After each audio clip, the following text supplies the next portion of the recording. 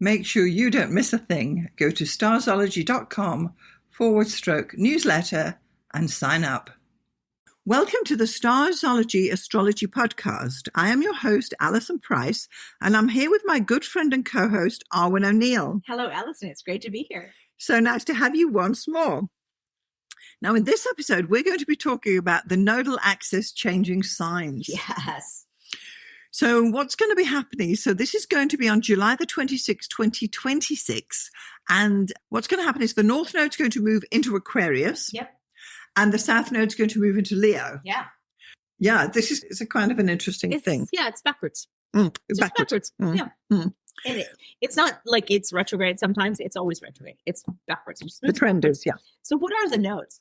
There you go. Let's talk about that. So if you look at the, map of the universe, you have, not the universe, I'm sorry, the solar system. You have our sun, and then you have all the planets moving around it on the ecliptic, which means the plane by which they picture it like a mobile, like on over a kid's bedroom. And you have the sun in the middle, and you have everything kind of like rotating around it on the same plane, except for Uranus and Pluto, which are incredibly off of the ecliptic, which is weird and fine, and that's okay. And also Eris. But the nodes are kind of like this tilted thing, which are points diagonal to the moon and the sun.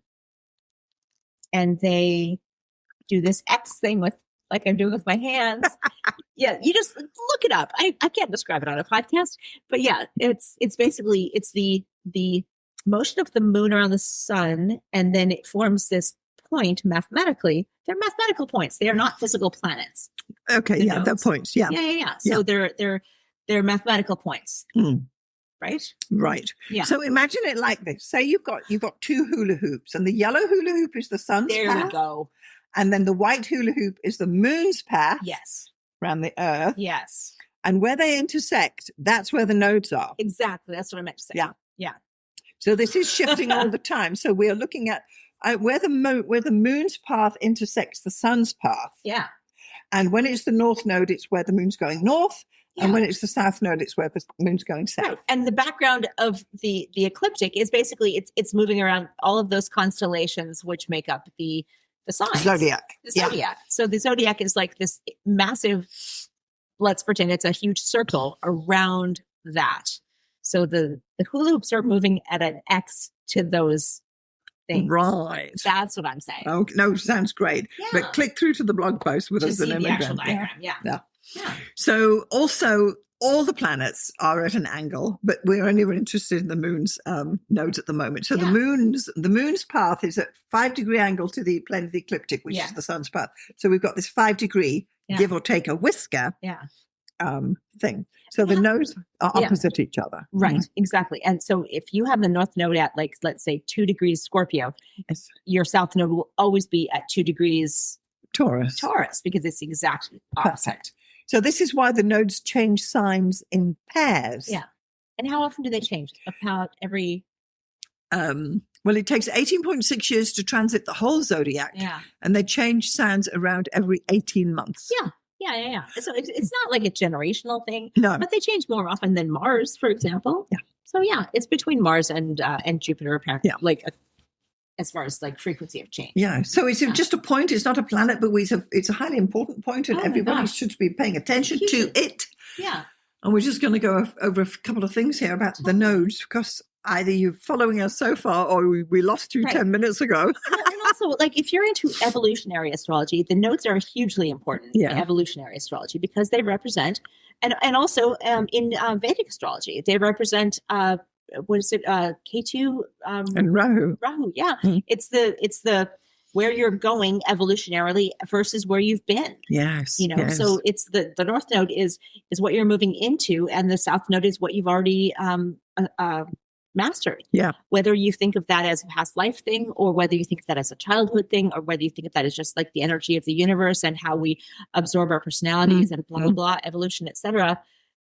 The North Node is where you're moving towards, and the South Node is what you're moving away from. And also, that is why the North Node in your birth chart tends to be something that you find sort of uncomfortable. For me personally, I have North Node in Capricorn, and I'm like, Capricorn, scary, terrible, responsibility. the CEO, the And government. you struggle with that, don't you? I do, yeah. And a lot of people do. I mean, most people that I know, like their North Node is like, what? My mother, Yes. North Node in Pisces, she's like, what? Pisces? You know? Yeah. Totally. Interesting. Yeah. So when we're talking about the nodes, you always state the North nodes first. So that's why we would then say the nodes are in Aquarius, Leo. Yeah. Whereas generally when you're talking about signs, you would say the signs of Leo and Aquarius because you put them in sequence. But with the nodes, if you say it that way, we all know what you're talking about. Yes, because the North Node always comes first. Yeah. Yeah, exactly. And we, because we're talking about the true nodes here, they do wobble, but generally they go retrograde. Yeah, there's some people use mean nodes. I don't know why anyone would do that. Just use a true node.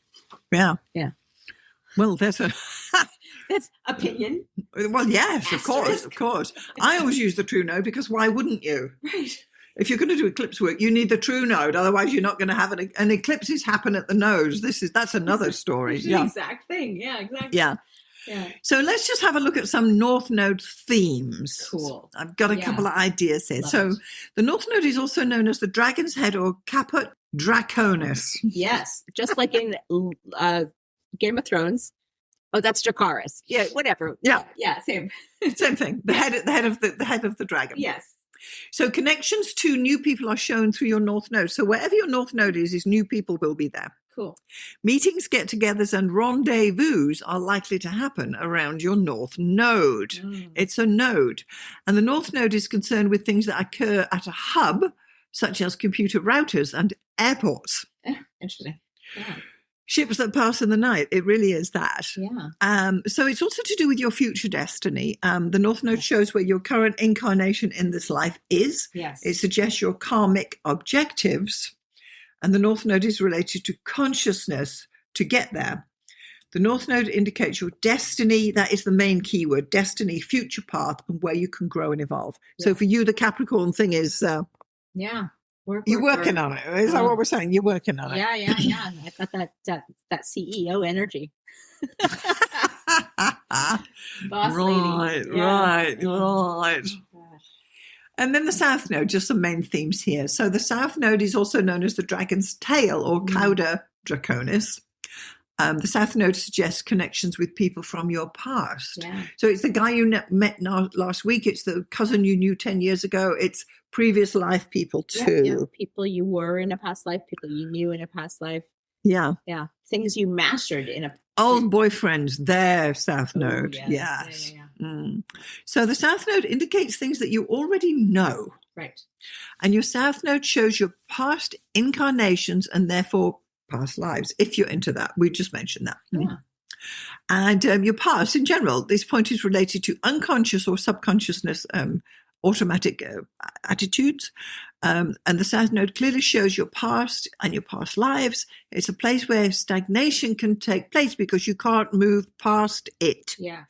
So if you, I don't know, if you had a boyfriend and you know, the one that got away in high school and you're still harping back to Joe. Checking his and Facebook, that's your, Instagram, that is South Node. His new girlfriend. Ooh.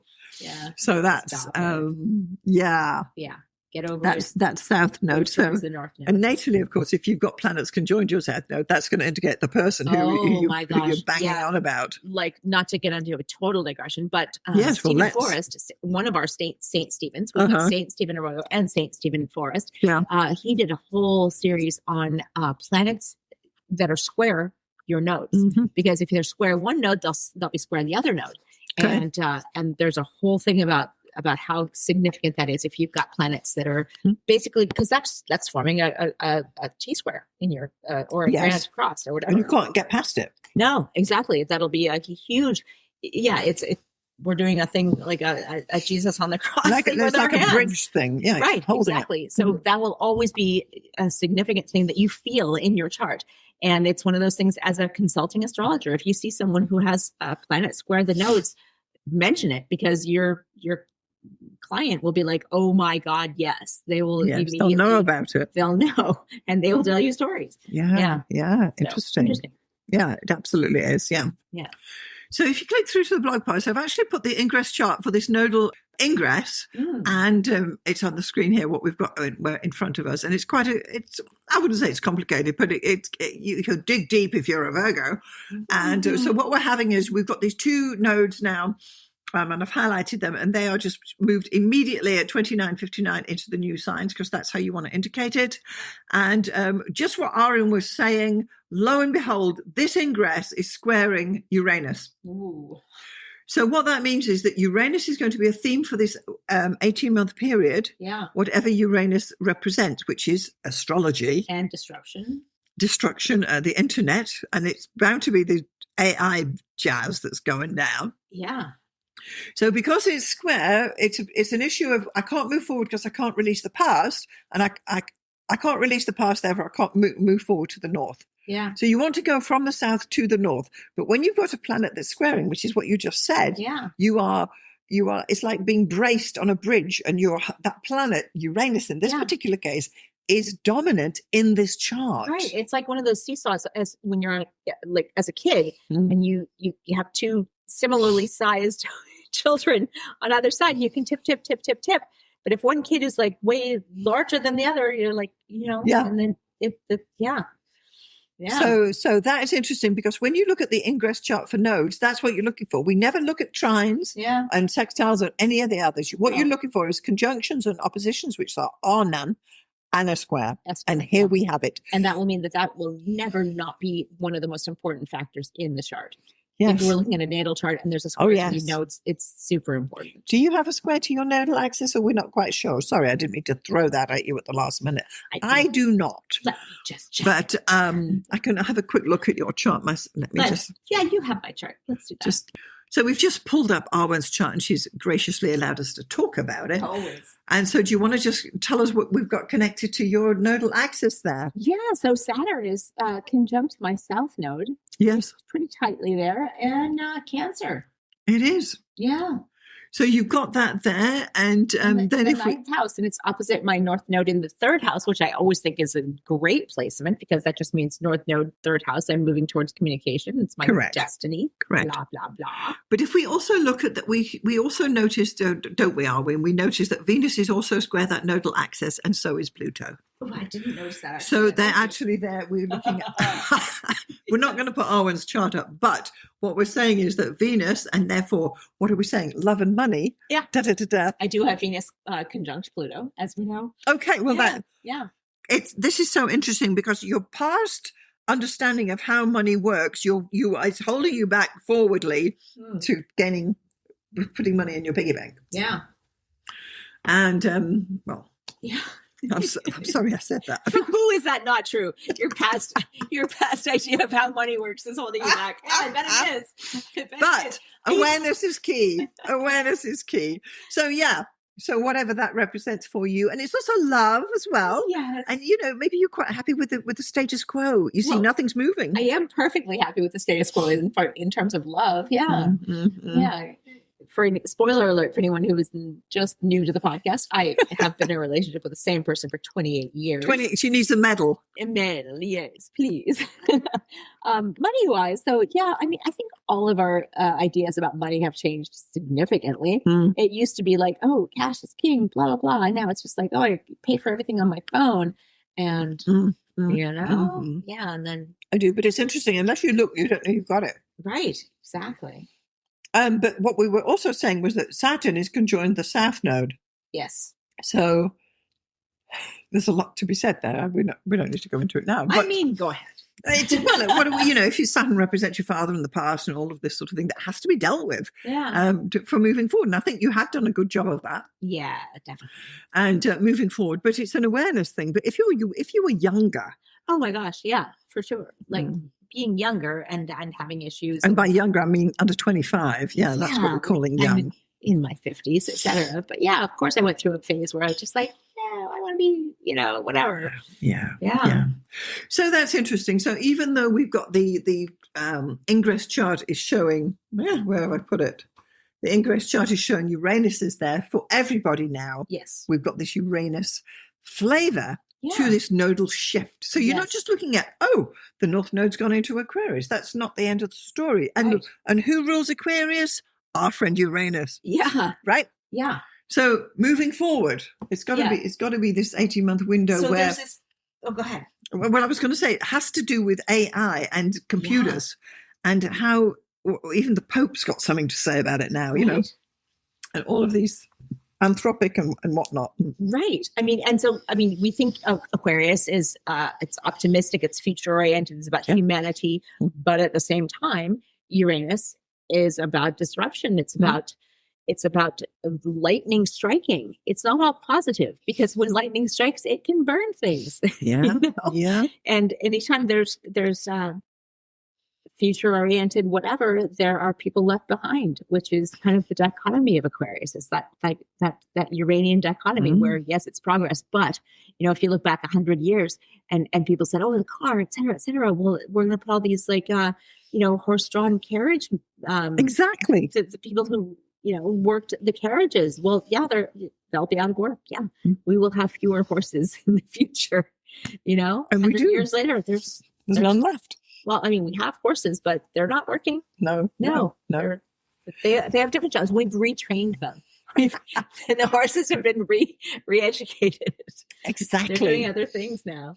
Yeah. Exactly. And if we look at that, would be with Uranus representing computers and AI and whatnot. Yeah. If we look at Uranus and Aquarius there as astrology, what are we saying? That the next 18 months, is astrology going to have a resurgence? Maybe, maybe not. Astrologers who are working, are you going up against AI? Because if you want a horoscope, oh my gosh, ChatGPT will knock one out in 5 minutes, but it's a load of rubbish. Accurate, yeah. No. Not at all. So you've got all that as well. And I think also the new age symbolism that astrology is, the language that it is, will be reinforced during this 18-month period. Yeah.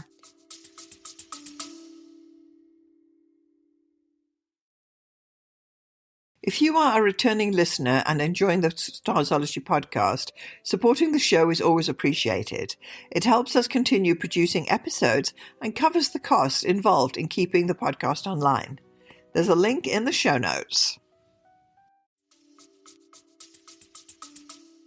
And here's an interesting little tidbit. I don't know who is listening age-wise, generationally, but the people I talk to about astrology, like outside of this podcast, outside of this room, they tend to be people who are so young, so much younger than me, people in their 20s who, when they find out I have a podcast, they're like, oh my God. Gen Z, yeah. Gen Z. And they tell me what their chart is. And I'm like, well, blah, blah, blah, blah. And they look at me like I've just broken their soul open like a fortune cookie, They're fascinated with it. Yes. Which is really interesting because I don't know how you identify. I identify as solidly Generation X, and we're very, cynical and blah, blah, blah. Millennial, are you not? Oh, no. Sorry, I beg your pardon. Thank you, but no.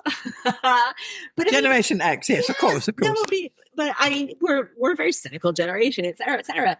And we, we don't want to be pigeonholed, blah, blah, blah. But yeah, we come around to Gen Z, and they're just like, oh my God, tell me about myself. Yeah. Yeah.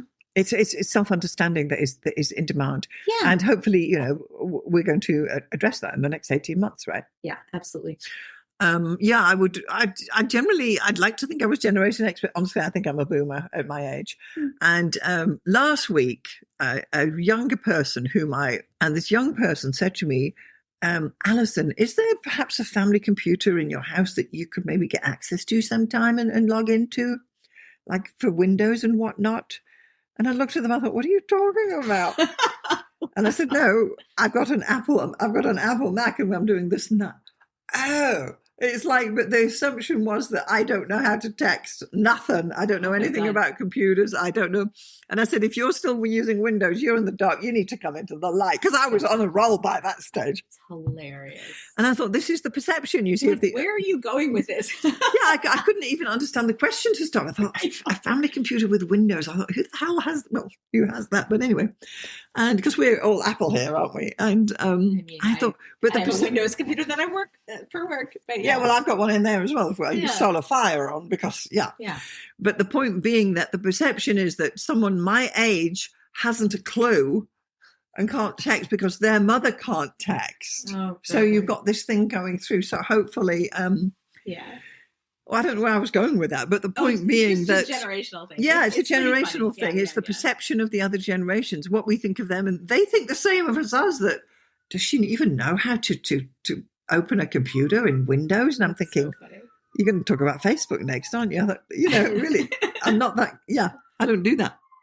Yeah. But that is the perception. So hopefully, I would like to put a positive spin on this, Arwynne, and say in this 18-month period when Uranus is prominent here, that our podcast, which is electronic, it's computer generated, it's talking about astrology, hopefully we can thrive because we're trying our very best here, aren't we? We are. We really are. I've got some really cool symbolism to actually throw at you. Okay, sounds great. Yeah. So since we're talking about the Aquarius Leo nodal axis, and it is considered an axis if we're talking about the oppositions, and the south node is in Leo and the north node is in Aquarius, or the other way around, as we would say. So this is a time about challenging hierarchies, embracing your community, imagining an innovative and exciting future, which is Aquarius, right? There's so much science fiction, and I'm a huge science fiction fan. I know you are as well, because I've thrown out a couple of weird Star Trek references, and you've been like right there, like absorbing it. So I know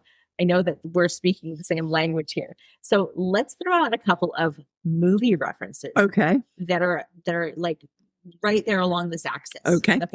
So The Matrix. Okay. The Matrix starts out as it's the ultimate, like, this guy, he senses there's something like not quite right in his world. This is Leo. This is like, he's the one, quote unquote. That's so Leo, right? Yeah. But the deeper story is about you're awakening to this energy where you're interconnected, literally, with a matrix of other souls. And then you end up fighting for their collective liberation, which is Aquarius all the way. Yeah. So interesting. Right. So Matrix 1, the two sequels, whatever, like, let's just forget about those. Yeah. But I mean, so The Matrix, definitely. And wasn't his name Leo? Neo. Right. It's almost Leo. Yeah. Apparently Dune, which I've not seen the new the Dune 2, whatever. I've seen the first one, et cetera. But yeah, it starts out, it's basically a cautionary tale about hero worship and messiahs and charismatic leaders, which is like Leo gone wrong. And so it's about, right? And it's about like turning that around. And Star Wars, same way. It's about like, the Jedi is you're tapping into this underlying, the collective unconscious, right? Yes. And you're the force, really. But you're, maybe you're the one true, whatever, the Jedi. Right, exactly. But there's this whole network that you're tapping into, and you're bringing everyone along. It's never just about this one guy is going to exactly. It's about you're bringing along your entire the community, the rebels, the whatever, and you're overthrowing the forces that are holding you down. And I've been watching Severance. I've been rewatching it because, of course, Severance is amazing.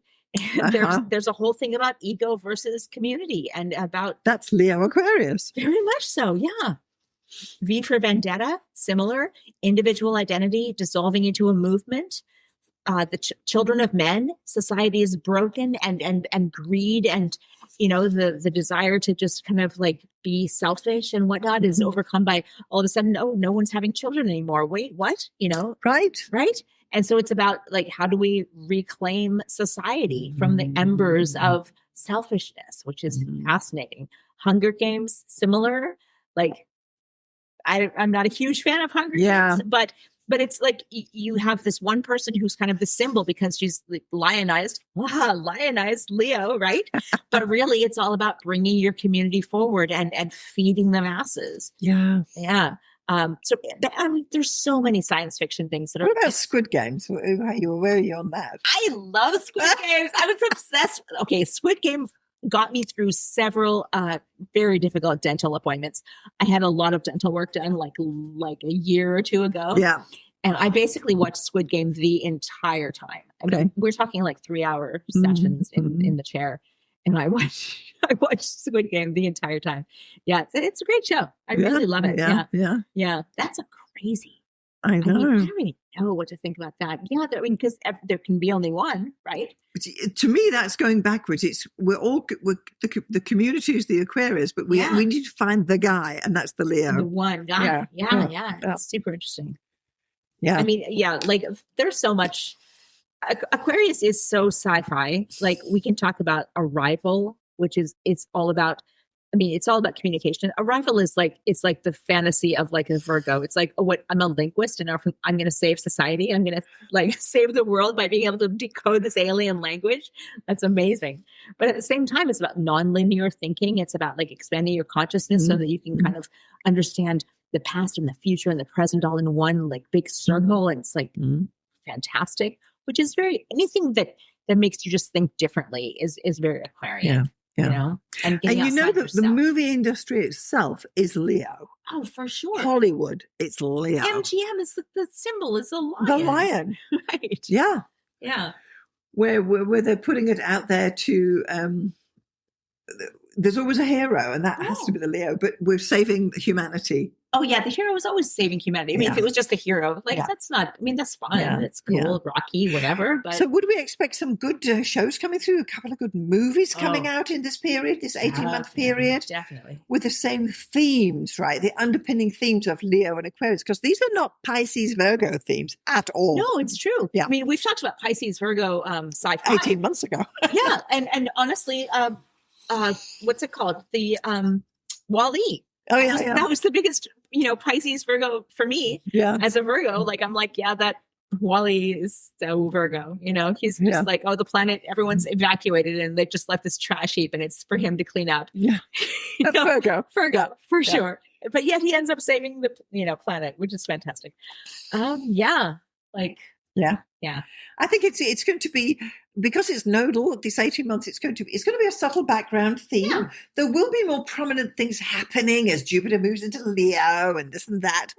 But if you are aware of it and realize that Uranus is in this position, and this is background noise, you can lean into it, and we will do so with our podcast, because this chart is helpful for us as podcasters to bring it home almost.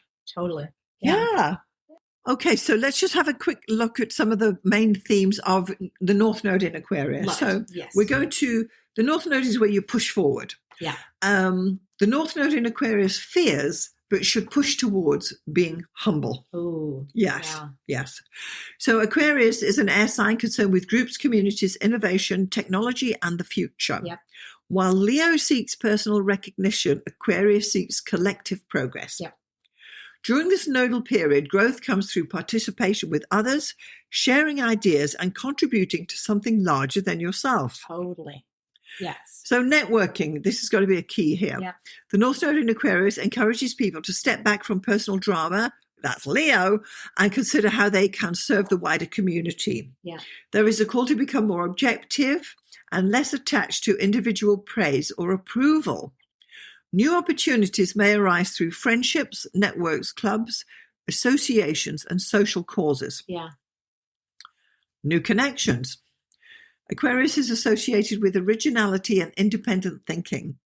During this transit, there is encouragement to develop your unique perspective without needing constant validation from others. That's Leo. Yeah. New connections may be formed through technology, online communities, scientific interests, and humanitarian activities. Totally. Wow. Yeah. So the challenge of the North Node in Aquarius is that it can feel uncomfortable to move away from the spotlight and into a more equal role within a group. Yeah. There may be fears about fitting in, being accepted, or contributing something worthwhile so people hesitate to do it. Right. Or sounding weird. Yeah. I have a different I have a dream. A different way of speaking, a different way of thinking. Feel free to speak up, because you will help others if you speak up, regardless of how comfortable you feel. That's right. Yeah. And growth occurs when you willingly share your talents for the benefits of the collective. So the question the North Node in Aquarius asks is, how can my individual gifts help create a better future for everyone? Yeah. Right. And then if we look at the South Node in Leo, the fallback, the South Node in Leo falls back on arrogance. Yeah. Leo is a fire sign associated with creativity, self-expression, leadership, and personal recognition. The South Node in Leo suggests familiar patterns related to seeking attention, approval, or admiration from others. Yeah. These are qualities that may feel comfortable because they have already been developed. Right. So it is happening. Yeah. The puffed up ego. During this nodal cycle, there can be a tendency to focus too heavily on personal importance or to believe that your way is the only way. Pride, vanity, and the desire to be special may become stumbling blocks if taken too far. Situations may arise which reveal where ego has become attached to outcomes. Yeah. And we all do it. Oh, But for sure. when you see yourself doing it, know you've got this is what's happening. So what you need now, the South Node in Leo is not asking you to abandon creativity, leadership, or self-expression. Rather, it suggests that these talents have already been cultivated and can now be used in the service of a wider purpose. Love it. The challenge is to avoid becoming trapped in the need for recognition or applause. Generosity. At its best, I believe the South Node in Leo provides confidence, courage, generosity, and warmth. These gifts can be shared with groups and communities through the balancing influence of the North Node in Aquarius. Yeah. So the South Node question in Leo is, can I contribute my talents without needing to be the center of attention? I don't know. I don't know if I can, but it will come to you. Yeah. It will come to us. Yeah. That we have to, like, what is it? Take one for the team, or whatever they say. They do. Who does that? Dare I throw out one more science fiction Yeah. reference? But For All Mankind, if you haven't seen it, oh my gosh! If anyone isn't watching it, hasn't watched it, oh my gosh! One of my favorite shows of all time. Season 5 just wrapped up, and there was a bit of a gap between season 4 and season 5, and I have watched it without my partner, and I was just obsessed on it, and I finally got him to like watch it, and now he's seen the entire thing. We watched season 5 together, and it is all about that because it starts out in the 1960s. Basically, the entire premise, no spoilers, is about what if Russia had beat the U.S. to the moon. And so the first episode is basically like, it's the moon landing. It's the moon landing. We're all watching the moon landing, but Russia gets there first. Oh my gosh, what will happen? Right? And so it's all about how the spirit of competition forces everybody to kind of step up their game, and how much farther we could get if we didn't just kind of like throw that by the wayside and focus on other things throughout the 70s and 80s and 90s and every season skips forward about 8 to 10 years. So you get these like crazy brain dumps at the beginning of each season of like what's happened over the last 8 years, who won the presidency, who's died, who's lived, and what are we focusing on. And of course, now they've colonized Mars, spoiler alert, blah, blah, blah. But it's so cool. And I love alternate future sci-fi. Okay. And it's so Aquarian, but it's also so Leo because, I mean, who is going to push forward for that? It's not the Aquarians. They're the ones that pencil pushers. They're the ones making all the, making sure nobody dies on the way to Mars. Right? Yes. So Leo is the one who's like piloting the ship. They're the ones who are going to take the risks, right? They're the ones who want to be on the cover of Time magazine. They're like, this guy did this, for all mankind, literally for all mankind.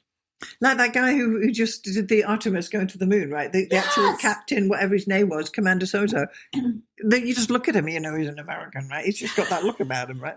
And everyone else is the diversity, but there's the guy. Exactly. Well, that's Joel Kinnaman in the show. It's Joel Kinnaman. I mean, we all love him. He's fantastic.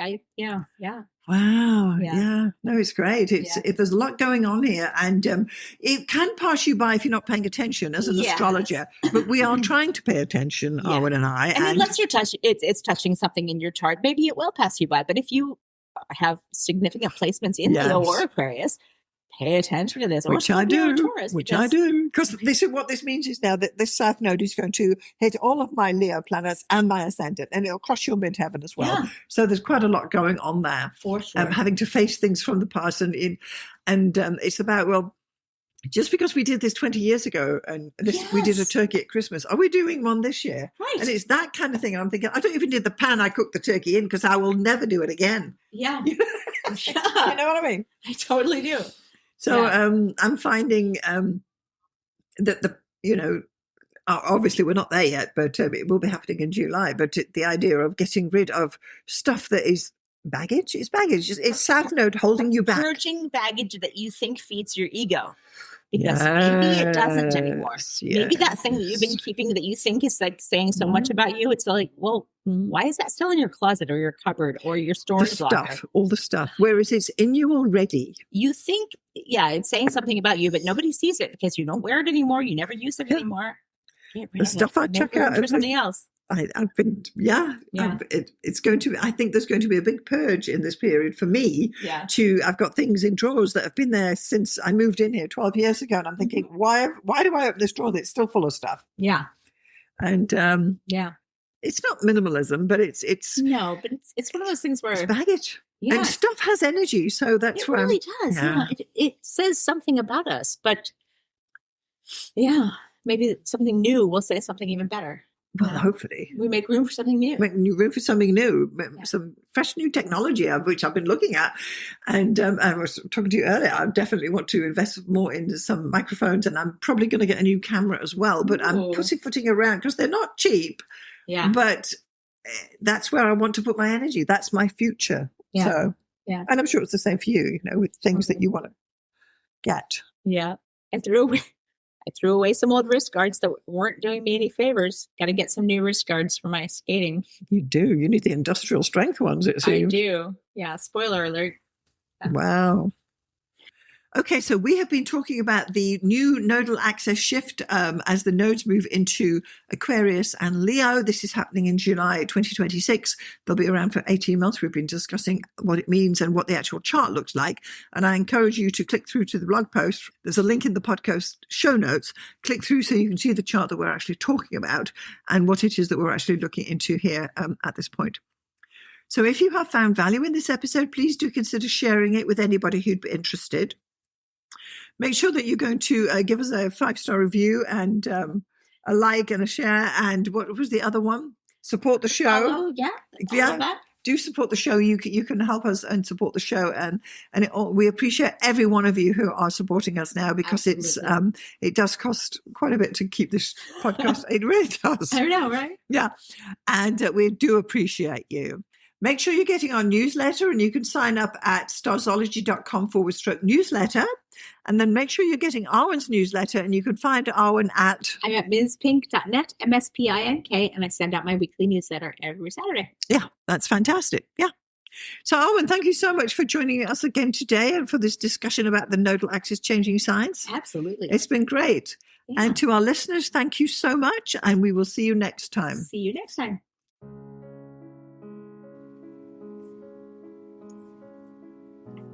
Thanks so much for getting this far through the episode.